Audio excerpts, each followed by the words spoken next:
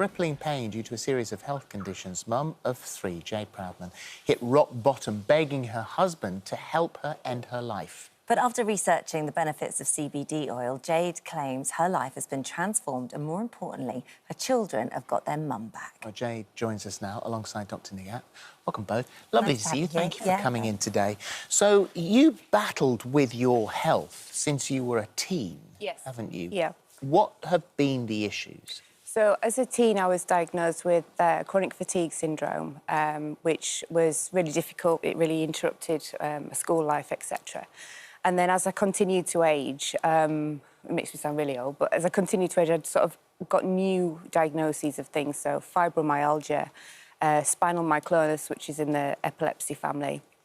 And I'd always struggled with gastrointestinal issues. And then in 2012, I found myself in a situation whereby my gut wasn't working very well. I was in a lot of pain, very bloated, and I collapsed at home. My husband rushed me to the hospital and my large colon had died and I had to go into emergency surgery for an ileostomy at the time.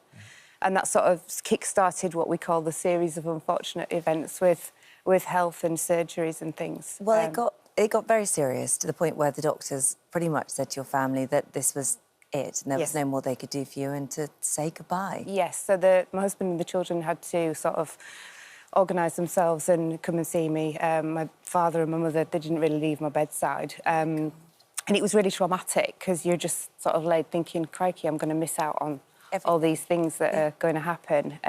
Fortunately, we turned a corner and sort of tried to sort of continue working on myself to make myself feel better. And then in January of 2016, woke up one morning, couldn't move my legs, my hands. I was in a lot of pain and I was diagnosed with reactive arthritis. So everything's sort of autoimmune orientated with me. And that's when my mental health began to decline quite significantly. And I think it was the April of 2016, the children came running in from school and excitedly tried to tell me about their day. And I just couldn't keep up with them. And I felt awful. And they sort of left the room looking a bit deflated. And that's the night that I asked my husband to over-dispense my medication. So you were on very, very strong painkillers, the strongest. Yep. Morphine was involved there. To come to that conclusion with your kids who are, sort of telling you about their day, that this, and as you use the word catastrophic, it's this domino effect of physical, then into mental. Yep. To say to your husband, Leslie, Yep. I need you to help me, to assist me in taking my life. Yep. Thankfully, he said no. Yeah. And then started to research. Yeah, so it was Leslie, actually, that mentioned, have you looked at cannabis? Wasn't really interested, didn't understand enough about it. And he then asked me to watch a documentary that'd been done by CNN. And it introduces the Stanley brothers who set up Charlotte's Web. This is the documentary Weed? Yes, that's correct. And you see this story of this little girl whose life has been completely changed by a botanical extract. So I was like, OK, I'll try that then, if that's what you want me to do. Not easy to get hold of. No. Because, of course, here in the UK, the CBD bit, which is the bit we're talking about, wasn't legal until 2018. So you took a bit of a punt and approached the makers of the documentary directly. So I contacted the Stanley brothers directly. I sent a tweet out. To Joel Stanley? To Joel Stanley, not expecting any form of response. And he tweeted me back, and how can I help? So a week later, I received a care package in the post from them. And what difference did it make to you? So I guess it was within 48 hours, I kind of felt like my eyeballs had been cleaned and somebody had hoovered the fog out of my head, and I just felt alert and upbeat and quite awestruck at how very different I felt completely. Physically, I didn't have anxiety. I was managing that, and I wasn't reaching for things that I was previously reaching for. So what was the doctor's reaction then to this? They just kind of didn't really say much other than, thanks for telling us you're taking it, but we still recommend you take these, which is fine. But I just the doctors didn't really understand. There wasn't a lot of information about it.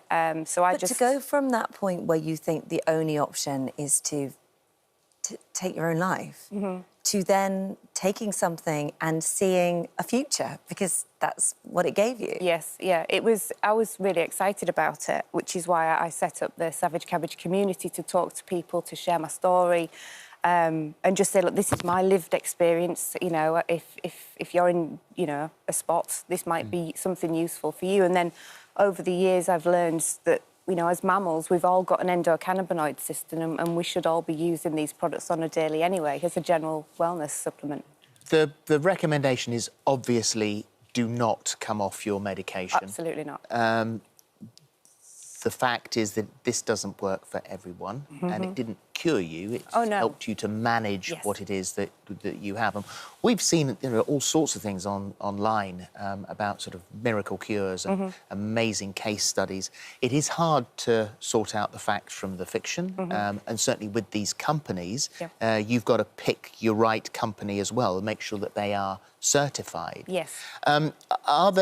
Is CBD, does it have within it the THC which gives you the high? So the products that I advocate for are whole plant hemp extracts, and yes, there are small amounts of THC in that product, but the defining factor is you've got cannabis sativa L, and it delineates into two channels. So you've got medical cannabis, which is right over here, and then you've got the hemp wellness sector, which is here. And whole plant is, in my opinion, what works more efficiently and more effectively for people who are wanting to use these products. So yes, there's THC, but not at limits that are intoxicating. All legal. They're legal. They're listed. Sorry, they're listed on the novel foods list by the Food Standards Agency. There's a public list people can go and view, and products that are listed on that are currently available for sale. So, Dr Nighat, let's just explain that a bit more, the difference between THC and between the CBD oil, because there is a big difference. Yeah, I think the minute people hear cannabis, they instantly think, this is illegal, I can't go near it. But actually, cannabis has been around for thousands and thousands of years, and apparently Queen Victoria used a form of cannabis to help with her periods pain, because the gynae historians have seen that possibly she might have had endometriosis, hence multiple pregnancies. And we know that people do use it for pain historically. What happened was, in the 1900s, Henry Asslinger came along and said, this causes psychological problems, mental health, murders, and let's criminalise this because of his war on drugs. And so it went underground, which meant as healthcare professionals and doctors, we couldn't investigate this plant fully. And so we're relying on studies which on rats, or antidotal studies, or antidotal testimony, like a lived-in experience like Jade has got, which isn't accurate medical information. But we know that there's a difference between CBD, which is cannabinoid, and then we've also got THC, and that is the bit that makes you high. And that is the one that gives you some of the psychedelic effects. But CBD does not do that. And that is where we've got medical medical cannabis, which is available.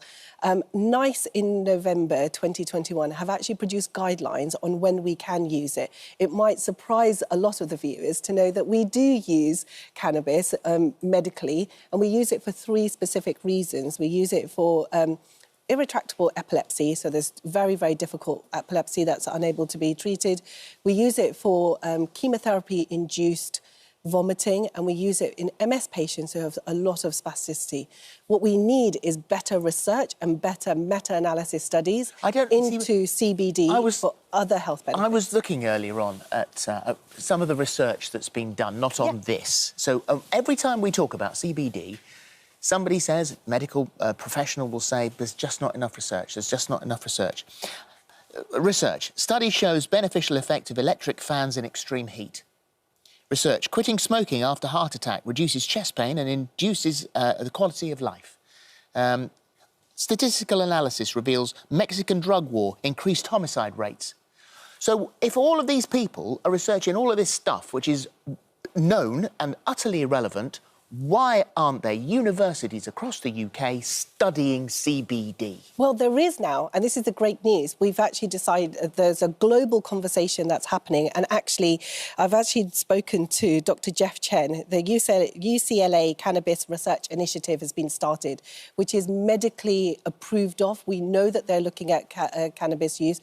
We've had Professor Nutt in the UK, and lots of individuals who are looking at the fact that the CBD, which is not the bit that makes you high, having a look at that, because it seems to be that there's beneficial effects from sort of pain management all the way up to Parkinson's and mental health and anxiety. Very quickly, because I think people will listen to this and think, well, that sounds interesting and it's obviously not going to have any negative impact. But if you are already taking any current medications, can it interact with that negatively? So that's a really good question, Holly. There are two things. There's benzodiazepines. We think it makes them work slightly more, but actually, if you remember, we use benzodiazepine for anxiety or sleep, which actually, in medical cannabis, we think at the moment, from the anecdotal studies and the rat studies, actually will make that better for you.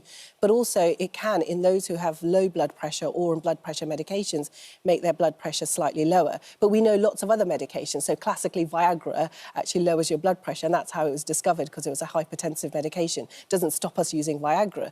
And what we need to do is actually take the stigma away from CBD, allow the research to happen so that us as NHS doctors can actually guide patients. The first thing is, I'm so proud of Jade for just going to her NHS GP and saying, look, I'm using it. I have patients who come and tell me, but that takes a lot of guts and encouragement and also that really good relationship with the patients. Please tell your GP that you are. And I know patients who use it for endometriosis, pain, because when you're in that situation, that lived-in patient experience is horrible. Hopefully, the next time I mean, it won't happen, but the next time, because we do this relatively regularly, but we'll be able to sit here and say, this new research which has been carried out has now proved that, and at least we'll have some major concrete evidence behind it. Because a lot of people will go to their doctors, if they can get to see their doctor, will go to their doctor and the doctor will say, or, you know, sort of not sure about this, because you don't have that wealth of medical research that's been done. But it's been blown apart at the moment. The positive news is that the research studies are happening. Good. It's available on the NHS. If anyone looks at medical cannabis, you can go onto the NHS website. There's nice guidance around this as well. And also, I think it's just taking away the stigma and the shame and the fear around it, which is happening. We've seen that with lots of things, like you guys have covered HRT. I mean, we used to have loads of fear stories about that. So I'm very, very hopeful, and I'll join you for that. Thank you. Thank you both. Okay. I'm okay, thank you. Good. Good. Thank you. Thank you both.